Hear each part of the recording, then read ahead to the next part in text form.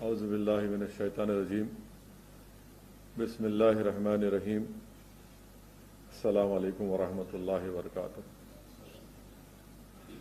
حضرت مولانا محترم جناب مفتی انوار نظامی صاحب، محترم جناب ابو طلحہ امجد صاحب، حیدرآباد کے مشہور تمام نعت خواہ، آن لائن کے ذریعے مجلس اتحاد المسلمین کی جانب سے جلسے شب قدر کو دیکھنے والے تمام معزز حاضرین اکرام، میری عزتدار ماں اور بہنوں، میرے غیور نوجوان ساتھیوں، عزیزان ملت، آج 27 رمضان کی شب ہے اور شب قدر کے عنوان سے اس جلسے کو منعقد کیا جا رہا ہے۔ امام ظہری رحمۃ اللہ علیہ لکھتے ہیں کہ شب قدر اسے اس لیے کہتے ہیں کہ کیونکہ اللہ سبحانہ و تعالیٰ نے ایک بڑی قدر و منزلت والی کتاب، ایک بڑی قدر و منزلت والے رسول پر اور ایک بڑی قدر و منزلت والی امت پر اللہ نے شب قدر کے دن نازل فرمایا۔ میرے عزیز دوستوں اور بزرگوں، میں آج کے اس جلسے میں اس بات کو یہ کہنا ضروری سمجھتا ہوں، کیونکہ جب شب قدر کا ذکر ہے، نزول قرآن کا ذکر ہے اور 27 رمضان کی شب ہے اور اللہ سبحانہ و تعالیٰ نے قرآن کریم میں پورا ایک سورے کو نازل کیا، تو وہیں پر مجھے یہ بات کا ذکر کرنا بہت ضروری ہے کہ پچھلے 2 دن سے فلسطین میں مسجد اقصی اور بیت المقدس میں اسرائیلی فوجوں کی طرف سے، اسرائیلی حکومت کی طرف سے، اسلام دشمن طاقتوں کی طرف سے جو بربریت کے نظارے آپ اور ہم دیکھ رہے ہیں، جس میں بیت المقدس میں جو لوگ عبادتوں میں مصروف تھے، اسرائیلی فوج اپنا ظلم، اپنا جبر، اپنی شیطانیت، اپنی حیوانیت کے ہمیشہ کے مظاہرے کرتی آ رہی ہے۔ بیت المقدس کے اندر اسٹن گرینیڈ پھینکنا، ٹیئر گیس برسانا اور جو لوگ نماز پڑھ رہے ہیں ان کو مارنا، خواتین کو پیٹنا، یہ تمام واقعات یہ بتاتی ہیں کہ پوری دنیا میں اگر کوئی حکومت ریسسٹ ہے تو وہ اسرائیل کی حکومت ہے۔ اگر پوری دنیا میں اگر کوئی ناانصافی کرنے والی حکومت ہے تو وہ اسرائیلی حکومت ہے۔ آپ اور ہم جو نظارے دیکھ رہے ہیں جس سے ہم کو تکلیف ہوتی ہے، قلبی تکلیف ہوتی ہے کہ نوجوانوں کو، خواتین کو، بوڑھوں کو اسرائیلی فوج ان کو مار رہی ہے، پیٹ رہی ہے، عورتوں کے سروں سے، ان کے چہروں سے خون بہہ رہا ہے، ان پر گولیاں برسائی جا رہی ہیں۔ 200 سے زیادہ فلسطینی، ان کو مجاہد کہنا پڑتا ہے، وہ مجاہد ہیں، ان کو زخمی کر دیا گیا۔ میں آپ تمام سے اپیل کر رہا ہوں کہ اس مبارک شب میں ہم کو اور آپ کو بلکہ پورے عالم اسلام کو فلسطینیوں پر اور اسرائیل فوج کی طرف سے، اسرائیلی حکومت کی طرف سے، اسرائیل جیسے ملک کی طرف سے جو ظلم ڈھایا جا رہا ہے، ہم نہ صرف اس کی مذمت کریں بلکہ ہم اللہ سے دعا کریں کہ اللہ سبحانہ و تعالی ان ظالموں کا اللہ خاتمہ کرے، اللہ سبحانہ و تعالی اس ظلم کو ختم کرے، اللہ سبحانہ و تعالی ان فلسطین کے جیالوں کے اللہ مدد کرے غیب سے، اللہ سبحانہ و تعالی ان فلسطین کے مجاہدین کی جو جہاد کر رہے ہیں اللہ ان کو اس میں کامیاب کرے۔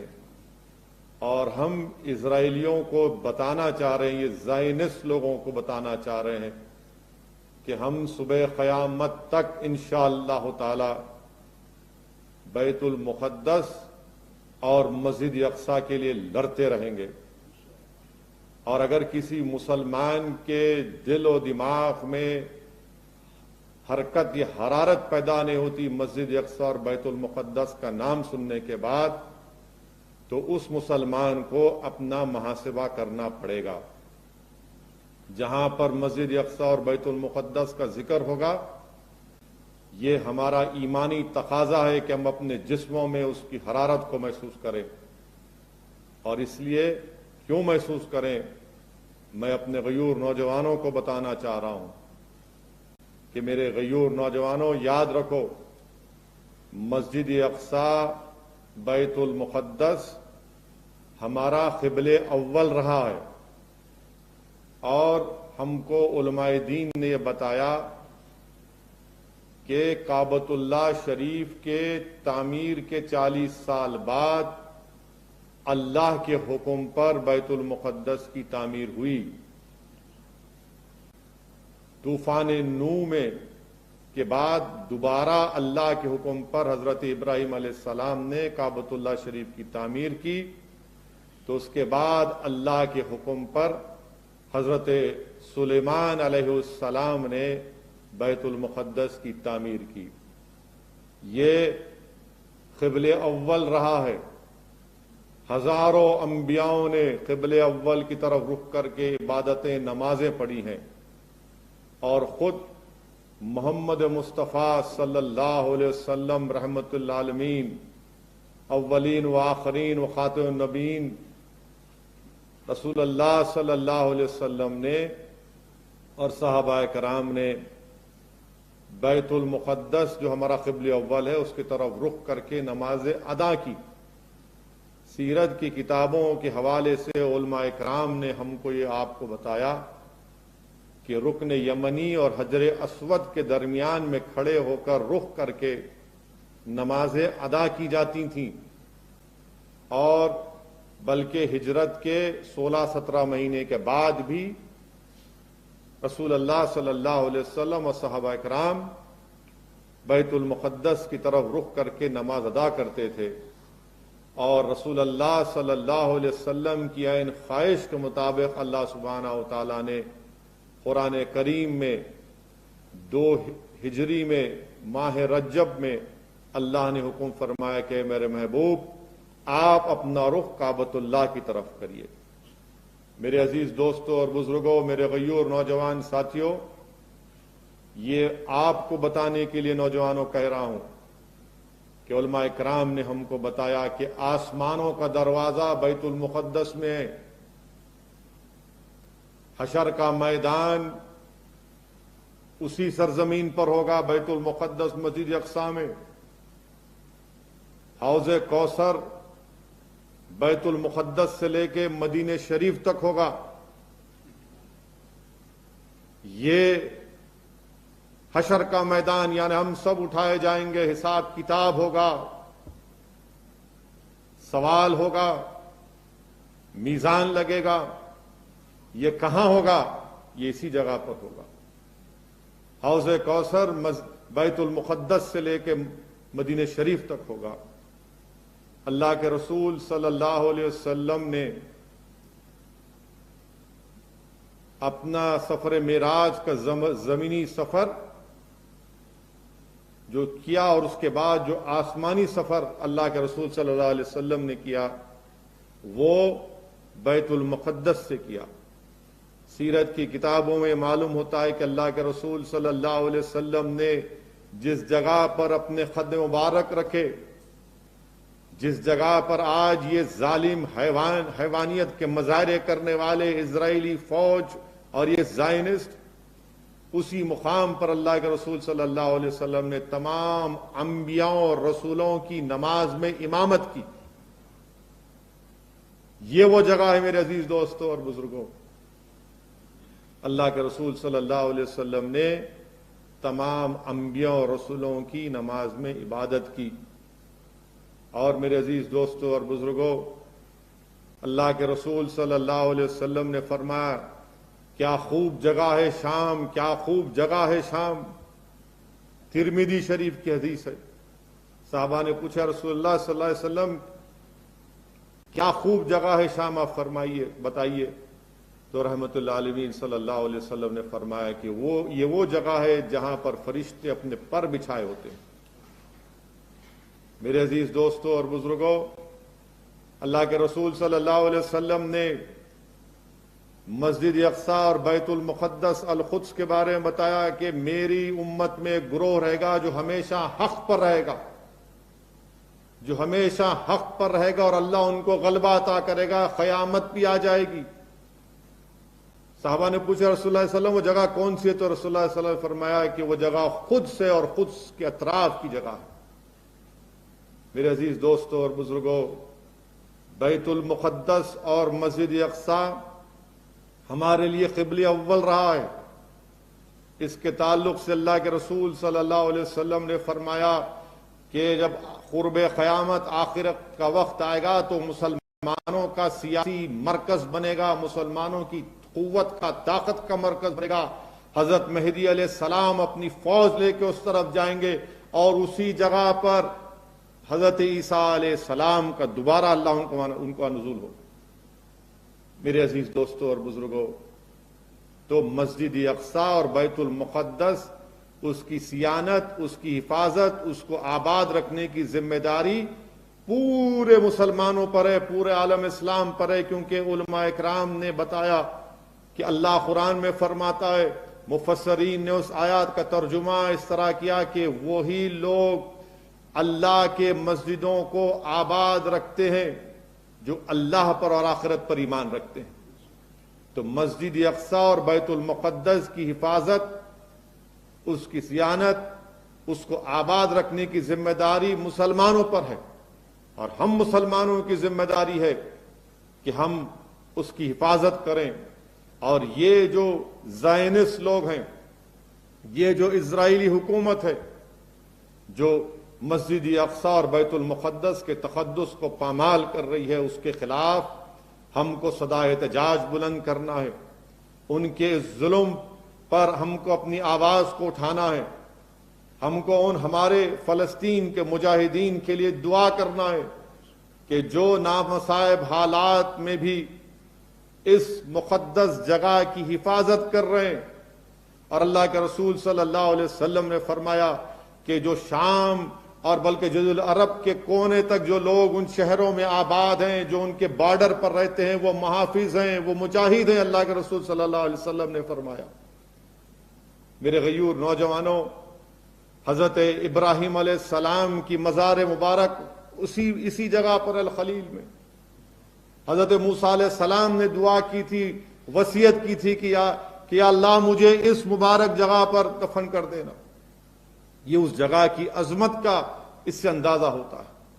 میرے عزیز دوستوں اور بزرگوں، حدیث شریف میں آیا کہ حضرت مہدی علیہ السلام جب اپنی فوج کو لے کر، کالے جھنڈے کو لے کر اس القدس کی طرف جائیں گے تو کوئی طاقت ان کو روکے گی نہیں، اور اللہ ان کو کامیاب اور کامران کرے گا۔ مفسرین اکرام، علماء اکرام نے بتایا کہ قرآن کریم میں 5 جگہ پر لفظ بارک نہ آیا تو یہ تمام القدس کے بارے میں اللہ ذکر کر رہا ہے، جس میں سورہ الاسراء میں، سورہ الانبیاء میں، سورہ آل عمران میں 5 مرتبہ القدس کے بارے میں برکت والی جگہ اللہ قرآن میں فرما رہا ہے۔ اور حدیث شریف میں آیا کہ اللہ کے رسول صلی اللہ علیہ وسلم نے ارشاد فرمایا کہ جو کعبۃ اللہ شریف میں عبادت کرتا ہے اس کو 1,00,000 نیکیاں کا ثواب ملتا ہے، جو بیت المقدس مسجد اقصی میں عبادت کرتا ہے، اللہ اس کو 50,000 نیکیاں اس کے کھاتے میں لکھتا ہے مدینہ شریف کی مسجد نبوی کے ساتھ۔ میرے عزیز دوستوں اور بزرگوں، یہ جو جد و جہد، یہ جو جہاد اس سرزمین پر کیا جا رہا ہے، ہم تمام کو ان فلسطین کے ان جیالے نوجوانوں کو، ان فلسطین کے ان مجاہدین کی ان بہادر ماؤں کو سلام کرنا ہے جنہوں نے ایسی بچوں کو پیدا کیا جو ایسی ظالم حکومت سے آج بھی ٹکرا رہے ہیں۔ کیا آپ کو معلوم ہے نوجوانوں کہ 17 سال سے لے کر 45 سال تک کے کسی شخص کو نماز پڑھنے کی اجازت نہیں ہے القدس میں، مگر اللہ سلامت رکھے ان کے جذبے کو۔ اس اللہ کی زمین پر اگر کسی جگہ پر سب سے زیادہ شہداؤں کا خون گرا ہے اس کی عظمت کی بحالی کے لیے تو یہی جگہ ہے۔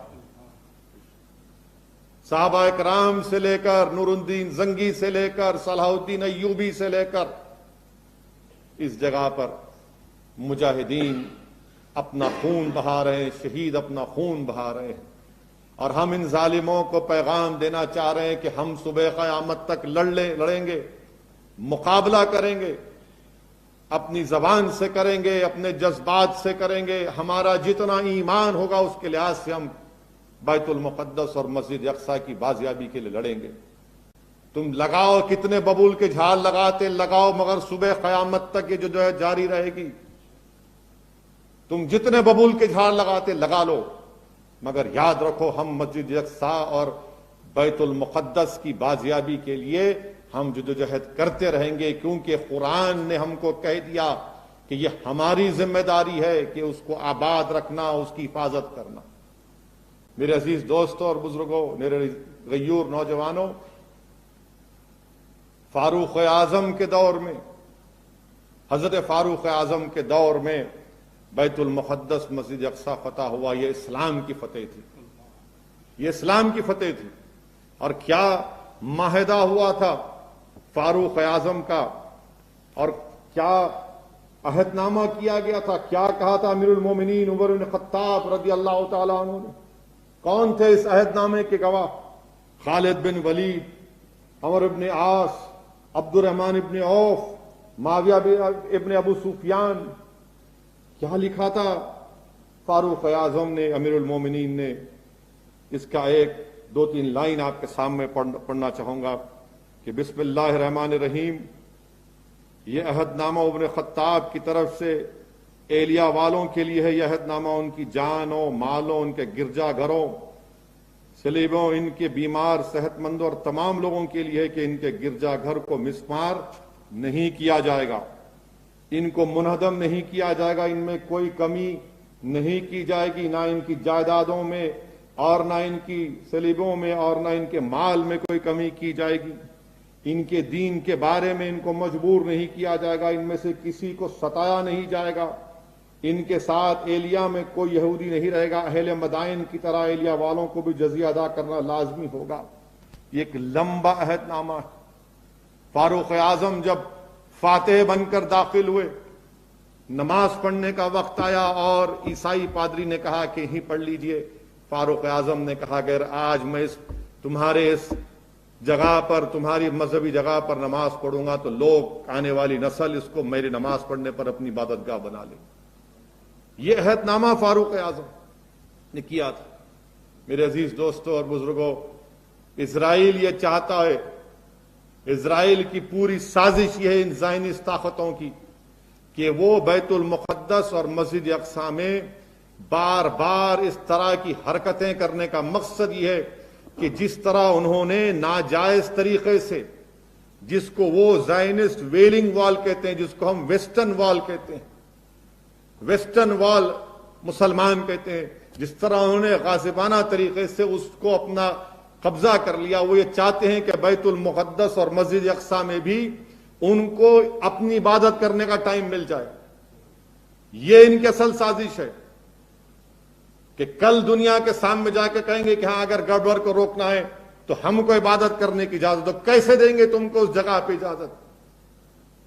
وہ ہمارا قبلہ اول ہے، اور یہ کوششیں پوری کی جا رہی ہیں۔ ہم نے اپنے اختلافات کی بنا پر، اپنے ذاتی اختلافات کی بنا پر اس جگہ کو کھو دیا، اور یہی اسرائیل اپنی زائنسٹ طاقتیں چاہتی ہیں کہ اس طرح کی حرکتیں کر کر کے وہ یہ چاہتا ہے کہ ایک مخصوص وقت ان کو مل جائے تاکہ وہ مسجد اقصی اور بیت المقدس میں گھس سکیں۔ یہ پلاننگ یہ لوگ برسوں پرانی کرتے ہیں، برسوں پہلے اپنی پلاننگ کرتے ہیں یہ زائنسٹ لوگ، مگر ہم کو ہماری ذمہ داری ہے کہ اگر کوئی مسلمان یہ پوچھ رہا ہے، اتنے بڑے ممالک ہیں، بادشاہیں ہیں، طاقتیں ہیں، ارے چھوڑو ان کو، آپ ان کی طرف مت رخ کرو، اپنا رخ اللہ کی طرف کرو، اللہ سے جوڑو۔ ہم مسلمان ہیں، قرآن کا حکم ہے، یہ قبلہ اول ہمارا ہے، یہ کسی بادشاہ کا ہے، کسی ملک کا نہیں، یہ ہمارا قبلہ اول ہے، مسجد اقصی ہمارا ہے، بیت المقدس ہمارا ہے، اور ہم کم سے کم اپنے جذبات سے ان کے ظالمانہ حرکتوں کی مذمت کرتے ہیں، اور اسرائیل اور زائنسٹ طاقتوں سے کہتے ہیں کہ باز آ جاؤ اپنی حرکتوں سے، باز آ جاؤ اپنی حرکتوں سے، کہ تم وہاں پر فلسطینیوں کی آبادیوں کو اجاڑ رہے ہو، وہاں پر لوگوں کو مار رہے ہو، ظلم کی انتہا کر رہے ہیں کہ کسی کے گھر میں گھس کر کہہ رہے ہیں کہ گھر ہمارا ہے۔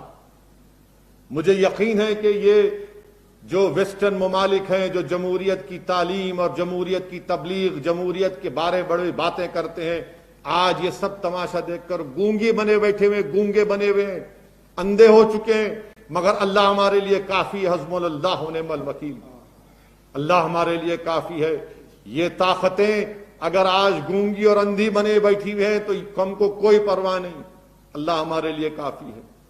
اور ہم آج کے اس جلسے سے ہم اپنے ان فلسطین کے مجاہدین کو، ہماری ان ماں اور بہنوں کو سلام کرتے ہیں۔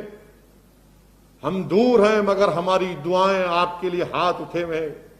ہم آپ کی تکالیف کو دیکھ کر ہمارے آنکھ میں آنسو بھی آتے ہیں اور ہم میں جذبہ بھی پیدا ہوتا ہے کہ ہم نہیں بھولے ہیں بیت المقدس کو اور مسجد اقصی کو، نہ کبھی بھولیں گے انشاءاللہ تعالی۔ میرے عزیز دوستوں اور بزرگوں، یہ بات کہنا بہت ضروری ہے، اور آپ سے اپیل بھی کر رہا ہوں کہ کثرت سے اللہ کی بارگاہ میں دعا کریے ان مجاہدین کے لیے کہ جو آج بے سر و سامانی کے عالم میں بھی مقابلہ کر رہے ہیں۔ کیا ہے غازہ اور ویسٹ بینک؟ ایک کھلی جیل ہے وہ۔ غازہ اور ویسٹ بینک کیا ہے؟ مغربی کنارہ غازہ پٹی کا ایک کھلی جیل ہے، کھلی جیل ہے، مگر لاکھوں سلام ان فلسطینیوں کو جن کے حوصلے آج بھی بلند ہیں، ان کے حوصلے آج بھی بلند ہیں۔ نوجوانوں، دیکھو ان لوگوں کی، ان کی قربانیوں کو دیکھو کہ تم آج رمضان کے بعد تم نماز پڑھنا بھول جاؤ گے، مگر وہ لوگ ہیں جن کو 16 اور 45 سال کے درمیان میں آنے نہیں جاتا، تو دیواریں کود کود کر، دوڑ دوڑ کر لاٹھیاں کھاتے ہیں، گولیاں کھاتے ہیں کہ نہیں مسجد اقصی جانا ہے، بیت المقدس جانا ہے۔ لاکھوں سلام ان ماؤں پر جو ایسے بچوں کو پیدا کر کے ان کو ایسی تربیت دیتی اور ان میں جذبہ جہاد اور شہادت کو پیدا کرتی۔ لاکھوں سلام ان ہماری ماؤں پر، ایسی ضعیف عورتیں ہیں، مار کھا رہی ہیں ان اسرائیلی ظالموں کا، ان کی فوج کا خون بہ رہا ہے، مگر تکبیر اللہ اکبر کے نعرے لگا رہے ہیں۔ میرے عزیز دوستوں اور بزرگوں، ہم کو یاد رکھنا ہے کہ یہ ہمارا قبلہ اول رہا ہے۔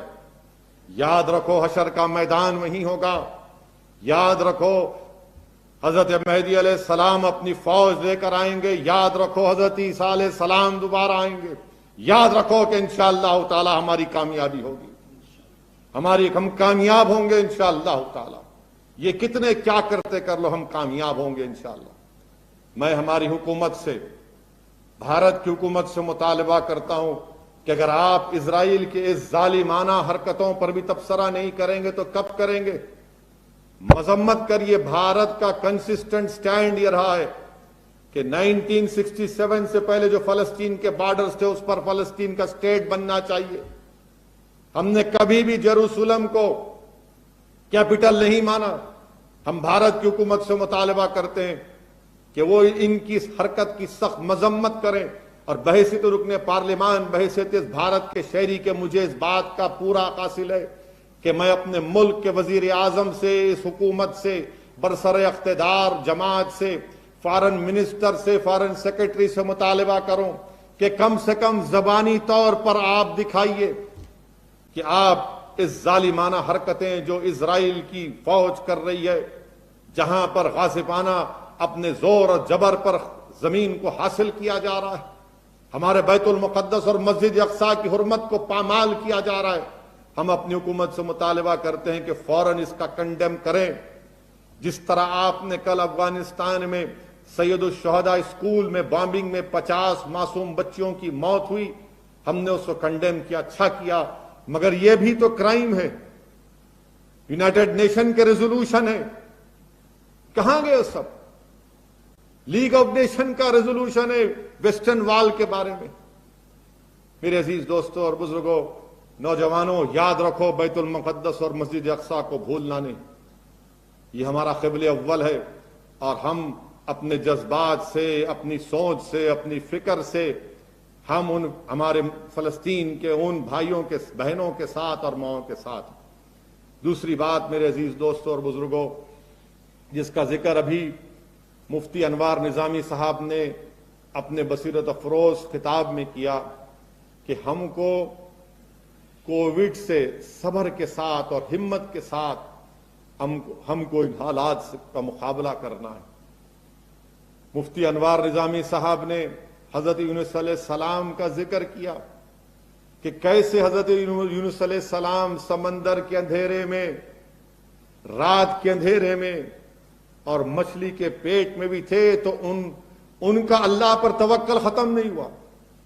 وہ یہ کیا کہہ رہے تھے کہ موت مجھے اس وقت تک نہیں آئے گی جب تک کہ میرا رب مجھے میری جان نہیں لے گا، اور ان کی زبان سے کیا الفاظ نکلتے تھے حضرت یونس علیہ السلام کے، اس دعا کا ذکر، اس دعا کے الفاظ ابھی انوار نظامی صاحب نے آپ کے سامنے رکھا۔ میرے عزیز دوستوں اور بزرگوں، یقیناً یہ بڑا مشکل وقت ہے، یہ کووڈ سے بیماری، اسپتالوں میں لوگوں کی تکالیف، موت، اموات ہو رہی ہیں، سووں میں نہیں بلکہ ہزاروں کی تعداد میں۔ میری آپ سے التجا ہے، گزارش ہے کہ آپ ہمت اور حوصلے کو بلند رکھیے۔ علماء کرام نے فرمایا کہ حضرت ابراہیم علیہ السلام کو جب نمرود کی آگ میں ڈالا گیا تو حضرت ابراہیم علیہ السلام نے پورے اطمینان اور اعتماد کے ساتھ کہا کہ جب تک میرا رب نہیں چاہے گا یہ آگ مجھے نہیں چھوئے گی۔ اور اللہ سبحانہ و تعالیٰ نے قرآن کریم میں جب فرشتوں کو بھیجایا تو حضرت ابراہیم علیہ السلام نے کیا کہا کہ اس آیات کا بھی آپ مطالعہ کر لیجئے۔ پھر وہیں پر جب حضرت موسیٰ علیہ السلام کی قوم جا رہی تھی اور ان کے پیچھے فرعون کی فوج تھی، آگے سمندر تھا، تو حضرت موسیٰ علیہ السلام کی قوم نے کہا کہ اب ہمارا کیا ہوگا؟ تو حضرت موسیٰ علیہ السلام نے بڑی اعتماد کے ساتھ کہا کہ اللہ ہمارے ساتھ ہے، اللہ ہم کو کامیاب کرے گا، اللہ ہم کو غلبہ عطا کرے گا۔ تو میرے عزیز دوستوں اور بزرگوں، میرے بولنے کا مقصد یہ ہے کہ اگر آپ اور ہمارے خاندان میں کوئی بیمار ہے تو اپنے حوصلوں کو بلند رکھیے، ہمت سے کام لیجیے۔ موت صرف اللہ کے حکم سے آنے والی ہے، موت کا فیصلہ صرف اللہ کرنے والا ہے، اور ہم کو اور آپ کو نہیں معلوم، بلکہ ہم کو اپنے حوصلوں کو بلند رکھنا ہے، اللہ سے توکل رکھنا ہے، اور ہم اور آپ کو مل کر کثرت سے آج کی رات اور اس ماہ مبارک کے جو چند دن باقی ہیں، کثرت سے ہم کو اللہ کی بارگاہ میں دعا کرنا ہے کہ پروردگار اپنے جلال کو جمال میں تبدیل کر دیجیے۔ اللہ ہم تمام کو بلکہ پورے انسانیت کو اللہ سبحانہ و تعالیٰ اس وائرس سے اللہ چھٹکارا دلا دیجیے، اور اللہ سے ہم بھیک مانگتے ہیں کہ پروردگار آپ کے خزانے میں کوئی کمی آنے والی نہیں، آپ صرف کن فیکون فرما دیجیے۔ اللہ صرف کن فیکون فرما دے، اور اللہ اس عذاب کو، اس تکلیف کو اللہ اٹھا لے۔ اللہ اپنے فضل اور کرم سے اللہ شفا دینے والا ہے، اللہ شافی، اللہ شاف روزے کے صدقے میں ہم تمام کو، ہمارے بیماروں کو اللہ شفا دے دے۔ میرے عزیز دوستوں اور بزرگوں، تیسری بات یہ ہے کہ میں نے جمعۃ الوداع کے جلسے میں بھی یہ بات کو کہا اور آج پھر سے کہہ رہا ہوں کہ بھارت کے وزیر اعظم کو اس ملک کے عوام سے معافی چاہنا پڑے گا کہ ان کی حکومت کی غلطی، ان کی حکومت کی نااہلی، ان کی حکومت کی یہ تمام غلط پلاننگ کی وجہ سے آج ہمارے ملک میں آفیشیلی 4000 لوگ مر رہے ہیں. 4000 نہیں مر رہے. میں ذمہ داری کے ساتھ کہہ رہا ہوں، نریندر مودی جانتے ہیں کہ اس ملک میں کم سے کم روز 10,000 کے قریب لوگوں کی موتیں ہو رہی ہیں. 10,000 کے قریب لوگوں کی موتیں ہو رہی ہیں، اور یہ تمام ذمہ داری بھارت کے پردھان منتری پر عائد ہوتی. میرے مخالفین یہ سمجھ رہے ہوں گے کہ اسد الدین اویسی ایک سیاسی بات کر رہا ہے. نہیں کہہ رہا ہوں، پورے دلائل کے ساتھ کہہ رہا ہوں کہ اس حکومت کو ان کے سائنٹسٹ بول چکے تھے کہ کووڈ-19 کورونا کا دوسرا سیکنڈ ویو آئے گا. یہ سو رہے تھے. ان کے پاس سب چیز، ہر چیز بتا دی گئی تھی، مگر انہوں نے کچھ تیاری نہیں کی. آپ بتائیے، سپریم کورٹ کے سامنے حکومت جا کر کہتی ہے، کیا کہتی ہے نریندر مودی کی حکومت کے نریندر مودی وزیر اعظم اور Amit Shah home minister oxygen کے ذمہ دار ہیں. اگر وزیر اعظم اور امت شاہ ہوم آکسیجن کے ذمہ دار ہیں تو پھر سپریم کورٹ نے علیحدہ کمیٹی کیوں بنائی؟ اس لیے بنائی کہ سپریم کورٹ نے دیکھ لیا کہ وزیر اعظم اور ہوم منسٹر پر بھروسہ نہیں کیا جا سکتا. اسی لیے سپریم کورٹ نے ایک ایکسپرٹس کی کمیٹی بنا دی. کیا اس بات کو نہیں مانتے وزیر اعظم کہ سپریم کورٹ کے سامنے آپ کا اے ایس جی اٹھ کر کہتا ہے کہ اس ملک میں آکسیجن کی ذمہ داری وزیر اعظم اور وزیر داخلہ بذات خود کی ذمہ داری ہے؟ تو پھر آج سپریم کورٹ نے آپ کی بات کو مسترد کیوں کیا؟ اس لیے مسترد کیا کہ آپ میں وہ قابلیت نہیں ہے. سپریم کورٹ نے آپ پر بھروسہ نہیں کیا. اخلاقی طور پر آپ حکومت کرنے کا اختیار کھو چکے ہیں. اسی لیے بھارت کے وزیر اعظم کو بھارت کے لوگوں سے معافی چاہنا پڑے گا. سپریم کورٹ نے دوسری بات کیا کہی؟ سپریم کورٹ نے کہا کہ آپ کی ویکسین پالیسی بھارت کے آئین، بھارت کے سمویدھان میں رائٹ ٹو لائف ایک بنیادی حق ہے، اس کے خلاف ہے. اس کے خلاف ہے. اور آپ کیا کر رہے ہیں؟ کسی کو اگر ویکسین لینا ہے تو اس میں اس ایپ میں جاؤ، نام، ارے کیوں ڈالنا چاہیے؟ نکال کے پھینکیے اس کو. جس کسی کو انجیکشن لینا ہے پورے لوگ آئیں گے، آپ انجیکشن دو آپ. مگر نہیں، ایپ میں جاؤ. ارے ایپ میں جاتے نہیں ہیں، وہ گئے بھی تو پھر وہ انجیکشن نہیں ملتا ہے. نریندر مودی کی حکومت نے ویکسین نہیں دے رہی ہے اسٹیٹ گورنمنٹ کو. اگر ویکسین دے دیتے تو آج یہ نوبت نہیں آتی. آج لوگ لینے تیار ہیں ویکسین، مگر ویکسین ہی نہیں ہے. ہم بحیثیت ملک امریکہ کے اس موقف کی تائید کر رہے ہیں کہ امریکہ اس لائسنس کو، جو دواؤں کا لائسنس ہے، امریکہ کہہ رہا ہے کہ جو بھی چاہے اس کو بنا لے. مگر ہمارے ملک میں وزیر اعظم آئی سی ایم آر نے کو ویکسین کو بنایا اور لائسنس دیا بھارت بائیو ٹیک کو. آپ کیوں نہیں دیتے دوسرے فارماسیوٹیکل کمپنیوں کو؟ کیوں صرف 2 کمپنی بنائیں گے؟ بھارت کے قانون میں آپ کو اختیار ہے، پیٹنٹ ایکٹ 92 کے تحت، رولز کے تحت، کنٹرول ایکٹ کے تحت آپ دے سکتے ہیں لائسنس. دیجئے نا. صرف 2 کمپنیاں کیسے بنائیں گے 137 کروڑ لوگوں کے لیے؟ اور اگر اس رفتار سے چلے گا بھی کام تو 2 سال لگ جائیں گے. 2 سال میں کتنے لوگ مریں گے؟ کتنے لوگ بیمار پڑیں گے؟ یہ حکومت کہاں ہے؟ حکومت غائب ہے، حکومت کچھ نہیں ہے. حکومت کہیں نظر نہیں آ رہی ہے. حکومت کی نااہلی ہم کو قبرستان میں، شمشان میں دکھ رہی ہے. حکومت کی ناکامی ہم کو مرنے والوں کی آہوں اور ان کی سسکیوں میں نظر آ رہی ہے. کہیں پر بھی کچھ نہیں ہے. آکسیجن سپلائی کرنا گورنمنٹ آف انڈیا کی ذمہ داری ہے، اور گورنمنٹ آف انڈیا اس میں سراسر ناکام ثابت ہو رہی. آکسیجن سپلائی کرنا آپ کا کام ہے. بھارت کے وزیر اعظم، آکسیجن نہیں مل رہا ہے، آکسیجن نہیں مل رہا ہے، باوجود اس کے آپ جھوٹ بول رہے ہیں. آپ کی سرکار ٹرین میں آیا، فلاں کہیں نہیں آ رہا، آکسیجن نہیں مل رہا ہے. دلی میں آکسیجن نہیں ہے، مدھیہ پردیش میں نہیں ہے، اتر پردیش میں نہیں ہے آکسیجن. کتنی ریاستوں میں آکسیجن نہیں ہے. آندھرا حکومت کہہ رہی ہے، تلنگانہ کی ہماری حکومت کہہ رہی ہے کہ ہم کو 500 میٹرک ٹن دیا جائے. ریمڈیسور انجیکشن نہیں ہے، ویکسین نہیں ہے. صرف آپ بات کریں گے چیف منسٹر سے. میرے عزیز دوستوں اور بزرگوں، یہ سراسر یہ حکومت کی ناکامی ہے. ایک پریس کانفرنس نہیں کر سکتے وزیر اعظم. 100 میڈیا والوں کو بلا کر پریس کانفرنس نہیں کر سکتے؟ بتائیے پھر کیا کریں گے؟ عوام کہاں جائے گی؟ اتر پردیش کے گاؤں میں جہاں پر لوگ کہہ رہے ہیں، میڈیا کہہ رہی ہے کہ جس گاؤں میں سال میں 2 لوگ مرتے تھے، آج ان گاؤں میں روز 10 لوگ مر رہے ہیں۔ 1 لاکھ گاؤں ہے اتر پردیش میں۔ بتائیے آپ کہاں جائیں گے؟ لوگ غریب پریشان ہیں، اور آپ کیا کر رہے ہیں؟ بتائیے آپ کی سرکار کیا کرنا چاہتی ہے؟ کوئی پلان ہی نہیں ہے آپ کے پاس۔ سپریم کورٹ اپنی کمیٹی بنا دیا ہے۔ اس سے بڑا تماچا کیا ہو سکتا ہے اس حکومت پر؟ میرے عزیز دوستوں اور بزرگوں، یہ سراسر بی جے پی کی ناکامی ہے، اور وہ جو بی جے پی کے سپورٹرز اسد الدین اویسی پر تنقید کر رہے ہیں، یہ بولے ارے بولتا رہوں گا، سچائی بیان کر رہا ہوں، دلائل کے ساتھ بتا رہا ہوں۔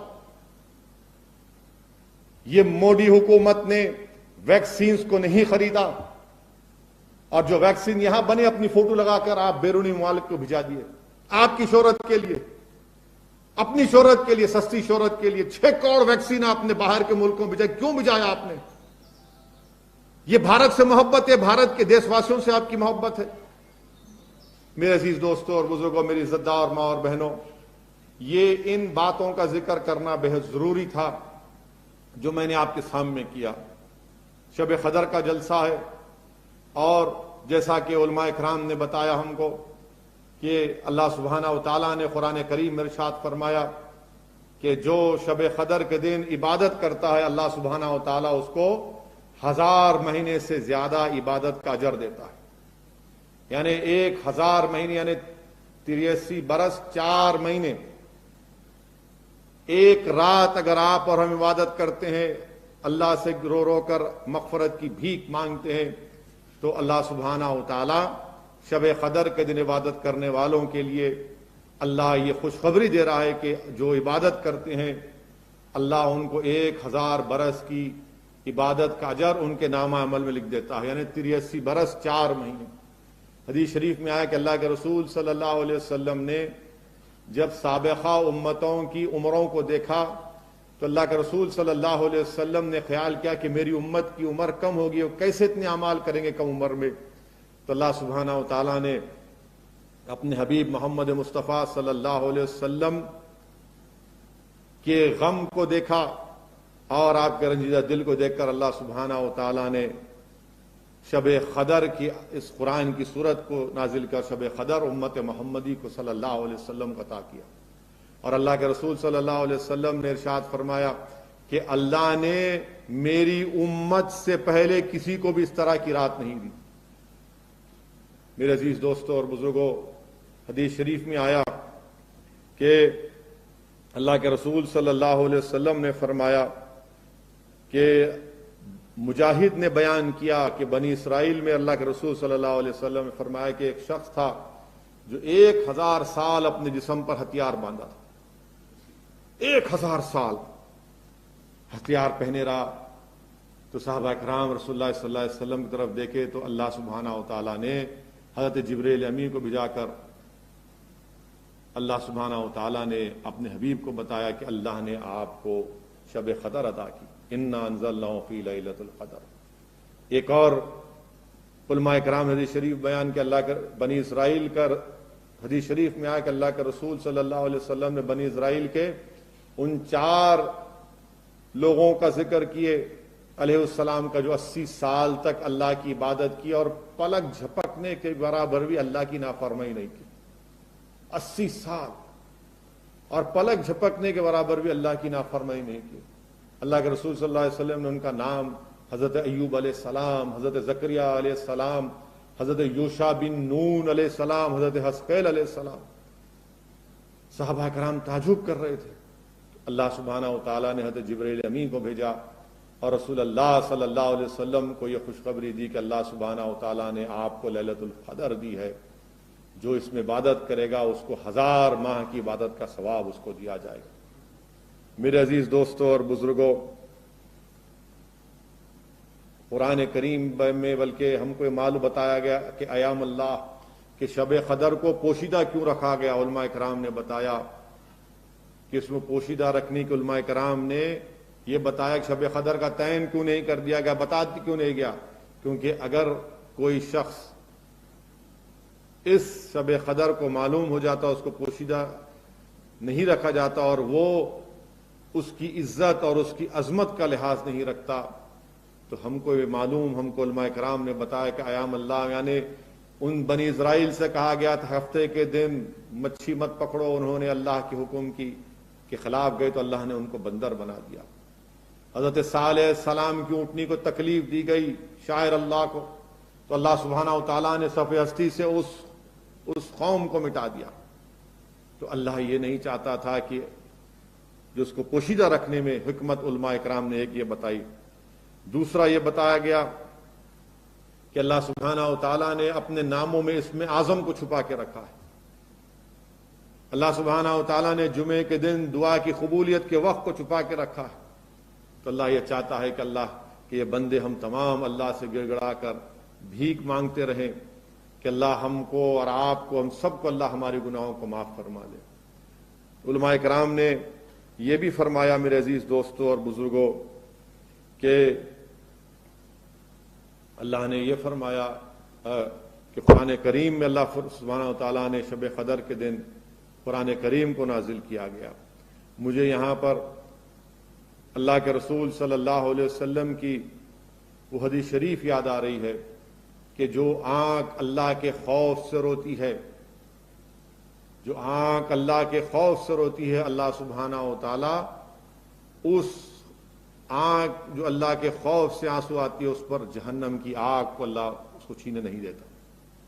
مجھے یہاں پر نزہت المجالس میں کیا وہ واقعہ یاد آ رہا ہے، امام نقی رحمۃ اللہ علیہ فرماتے ہیں کہ جب اللہ ایک گناہگار کو جہنم میں ڈالے گا تو اس گناہگار کے آنکھ کا بال یہ اللہ سے عرض کرے گا کہ یا اللہ کسی وقت تیرے گناہگار بندے کو جو تو نے جہنم میں ڈالنے کا حکم کیا، یہ تیرے خوف سے آنسو لایا تھا اور اس کا ایک آنسو میرے بال پر، آنکھ کے بال پر اٹک گیا۔ اور تیرے حبیب صلی اللہ علیہ وسلم کا ارشاد ہے کہ جو آنکھ اللہ کے خوف سے روتی ہے اس کو آگ نہیں چھوئے گی۔ تو اللہ سبحانہ و تعالیٰ جو عرض کرتی کہ اللہ تو مجھے اس سے جدا کر دے، تو اللہ اپنے شان کے مطابق فرمائے گا کہ تو کیوں نے اس کے لیے دعا کرتی؟ تو کہتی اللہ تیرے خوف سے۔ تو اللہ سبحانہ و تعالیٰ حشر کے میدان میں فرشتوں سے کہے گا کہ اعلان کر دو کہ ہم نے اس کو معاف کر دیا جس نے میرے خوف سے اپنے آنکھ میں آنسو لائے تھے۔ میرے عزیز دوستوں اور بزرگوں، آج کی رات ہم کو اللہ سے بھیک مانگنا ہے کہ اللہ ہم کو رونے والی آنکھیں دیں، اللہ کے رسول صلی اللہ علیہ وسلم سے سچا اور پکا عشق کرنے کے اللہ ہم کو توفیق دے۔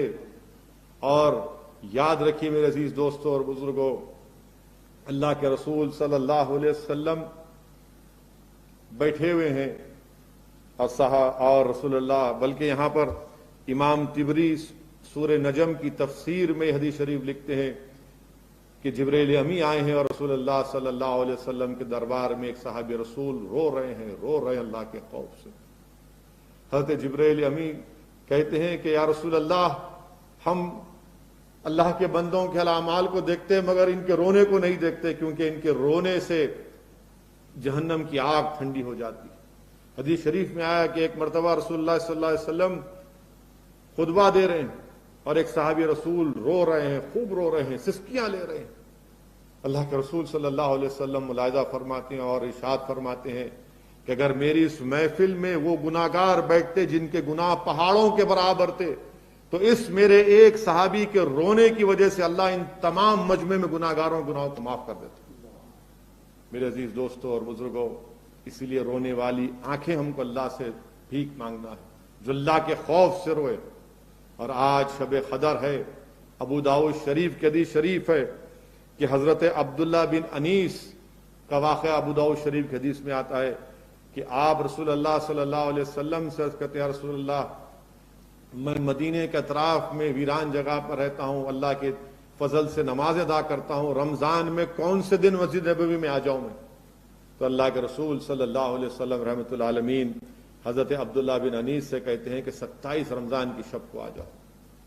اور حضرت عبداللہ بن انیس رضی اللہ تعالی عنہ 27 رمضان کی شب کو جاتے. لوگوں نے آپ کے فرزند سے پوچھا کہ آپ کے والد کیا کرتے تھے؟ تو انہوں نے فرمایا کہ میرے والد عصر کے بعد مسجد نبوی چلے آتے 27 رمضان کی شب کو، اور اگر بلا حاجت کے صبح فجر تک مسجد نبوی رہتے، عبادت کرتے، اور فجر کی نماز کے بعد اپنے گھر کو واپس آتے. تو میرے غیور نوجوانوں، آج کی رات شب قدر کی رات ہے. یہ رات وقت خراب کرنے کی رات نہیں ہے. یاد رکھو، اللہ اپنی شان کے مطابق سید الملائکہ حضرت جبرائیل علیہ السلام کو، فرشتوں کو اس زمین پر بھیجاتا ہے. وہ آتے ہیں اور جو کوئی بھی اللہ کی عبادت کر رہا ہے، جو کوئی اللہ کا ذکر کر رہا ہے، ان سے مضافہ کرتے ہیں. اور وہ خوش قسمت لوگ ہیں جب ان سے فرشتے مضافہ کرتے ہیں تو ان کی آنکھ سے آنسو بہتے ہیں اور ان کے رونگٹے کھڑے ہو جاتے ہیں. تو یاد معلوم ہو جاتا ہے کہ فرشتے نے ان سے مضافہ کیا. اللہ سبحانہ و تعالی فجر تک آسمانوں سے فرشتوں کو اللہ جبرائیل علیہ السلام کو بھیجاتا ہے کہ جو کوئی بھی اللہ کی عبادت میں مصروف ہیں وہ اس کی مغفرت کے لیے دعا کرتے ہیں اللہ سے. اسی لیے اس میں آج کی رات عبادت کرنا 1000 مہینوں کی عبادت کا اجر ہم کو ہمارے نامہ عمل میں لکھا جاتا ہے. علماء کرام میں بلکہ امام فخر الدین رازی نے لکھا کہ جب فرشتے ملائکہ لوح محفوظ پر ہمارے نامہ عمل کے نیکیوں کو دیکھتے ہیں، پڑھتے ہیں، اور جب ہمارے گناہوں پر آتے ہیں تو اللہ سبحانہ تعالیٰ اس پر پردہ ڈال دیتا ہے. یہ فرشتے جو لوح محفوظ پر ہمارے اعمال کو، نیک اعمال کو دیکھتے ہیں، اور جب ہمارے گناہوں پر آتے ہیں تو اللہ اس پر پردہ ڈال دیتا ہے. تو فرشتے پکار کر کہتے ہیں کہ سبحان ہے وہ ذات جس نے نیکیوں کو دکھایا اور اب گناہوں کو چھپا دیا. میرے عزیز دوستوں اور بزرگوں، امام فخر الدین رازی اپنی تفسیر میں لکھتے ہیں کہ فرشتے زمین پر کیوں آتے اللہ کے حکم سے؟ فرشتے اللہ کی ان کی عبادتیں، ان کا ہر چیز صرف اللہ کی عبادت کر رہے ہو تو ہم تمام سے آگے ہیں. علماء نے لکھا مگر وہ یہ دیکھنے آتے ہیں کہ یہ کون ہے وہ لوگ جو خود بھوکا رہ کر دوسروں کو کھانا کھلاتے ہیں. کون ہے وہ لوگ جو اپنی راتوں کی نیند چھوڑ کر اللہ کی محبت میں، عشق نبوی میں، اللہ کی خوف میں اپنے آنسوؤں کو بہاتے ہیں. کون ہے وہ لوگ جو ایثار اور قربانی کے مظاہرے کرتے ہیں. فرشتے یہ دیکھتے ہیں. بلکہ امام فخر الدین رازی نے یہ بھی لکھا کہ جب انشاءاللہ اللہ اپنے فضل سے، اپنے کرم سے اور نبی کریم صلی اللہ علیہ وسلم کی شفاعت پر ہم تمام کی شفاعت ہوگی، اللہ ہم کو جنت میں داخل کرے گا، تو فرشتے جنت میں آ کر ہم کو سلام کریں گے. تو یہاں پر دنیا میں آنے کا امام فخر الدین رازی لکھتے ہیں کہ اللہ یہ کہہ رہا ہے کہ جنت میں بھی آ کر سلام کریں گے، دنیا میں بھی تم کو سلام کریں گے اگر تم عبادت کرتے ہو. اللہ نے 7 فرشتوں کو بھیجایا تھا. جب حضرت ابراہیم علیہ السلام کو آگ نمرود میں ڈالا گیا تو 7 فرشتے سلام کیے تو آگ ٹھنڈی ہو گئی. اور مجھے یقین ہے، امام فخر الدین رازی لکھتے ہیں کہ شب قدر کے عابدوں پر اگر فرشتے آ کر ان سے مضافہ کرتے ہیں تو کیا معیوب بات کہ آگ کیسے ان کو آگ ان کے لیے ٹھنڈی ہو جائے گی، آگ نہیں چھوئے گی. اسی لیے میرے عزیز دوستوں اور بزرگوں، یہ اس رات کی اہمیت کو سمجھیے. اس ماہ مبارک کی چند دن ہمارے درمیان میں ہے. خوب کثرت سے اللہ سے دعا کریے، اللہ کو منائیے کہ اللہ سبحانہ و تعالی ہمارے گناہوں کی مغفرت کر دے. میری آپ سے التجا ہے، میں آپ سے پھر سے عرض کر رہا ہوں کہ عید کی نماز تلنگانہ ریاست میں آپ کو اپنے مسجدوں میں 1 نہیں 2 نہیں 3 جماعت بنا کر پڑھیے. خدا کے لیے ماسک لگائیے. ماسک نہیں لگا رہے آپ لوگ، مسجدوں میں بیٹھے، اور یہ جو سنگ پریوار کے چاہنے والے جرنلسٹ ہیں، کیونکہ ان کے ڈیڈی کو، ان کے پپا کو غلطیوں کی وجہ سے پورا ملک اس کورونا کی آگ میں جھونک دیا انہوں نے، تو اب وہ دیکھ رہے ہیں کہ کیسے مسلمانوں کو ٹارگٹ بنایا جائے. میں خاص طور سے تلنگانہ کے مسلمانوں سے پھر سے ہاتھ جوڑ کر اپیل کر رہا ہوں کہ صرف تلنگانہ میں ہی لاک ڈاؤن نہیں ہے. کرناٹکا پورا بند، تمل ناڈو پورا بند، مہاراشٹرا بند، آپ سمجھیے میری بات کو، یہ جو شیاطین ہیں، جو مودی کے چمچے ہیں، چاہنے والے ہیں، بھکت ہیں، جو یہ برداشت نہیں کر رہے ہیں، یہ سچائی کو ہضم نہیں کر پا رہے ہیں کہ ان کی حکومت کی طرف سے، ان کی پارٹی کی طرف سے یہ تمام تباہی و بربادی ہو رہی ہے، تو اب دیکھ رہے ہیں کیسے مسلمانوں کو بدنام کیا جائے۔ تو میری آپ سے گزارش ہے کہ عید کی نماز مسجد میں سوشل ڈسٹینسنگ کے ساتھ جائیے، ایک نہیں، دو نہیں، تین تین جماعت بنائیے، سوشل ڈسٹینسنگ اور ماسک پہن کر جائیے، پورے کووڈ کے گائیڈ لائنز کو فالو کریے، اور کسی کو موقع مت دیجیے، گلے ملنے کی ضرورت نہیں ہے، گلے ملنے سے کووڈ پھیلتا، حماقت مت کریے، جہالت کے مظاہرے مت کریے۔ کیا ہوتا ان کو، بڑے سورماؤں کو کووڈ جو ہے ڈھیر کر چکا ہے۔ پورے احتیاطی تدابیر کو استعمال کریے۔ میں پھر سے کہہ رہا ہوں، گلے ملنے کی ضرورت نہیں ہے۔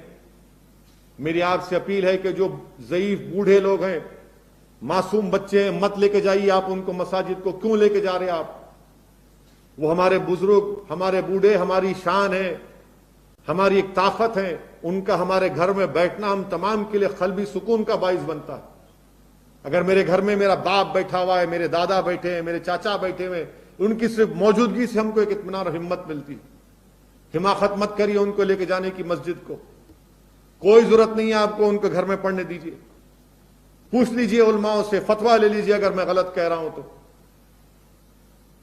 پورا احتیاط کریے، گلے ملنے کی کوشش مت کریے۔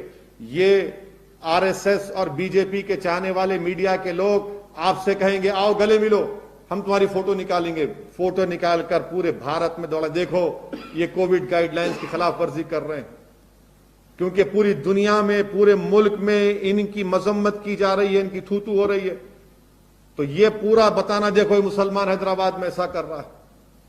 اور حیدرآباد ان کو جیسا نام آتا حیدرآباد کا تو ان کو ان کے ابا یا دولے بھائی یاد آتے ہیں، ہم یاد آتے ہیں ان کو۔ کیا کر رہے ہم؟ سوال شروع کر دیتے۔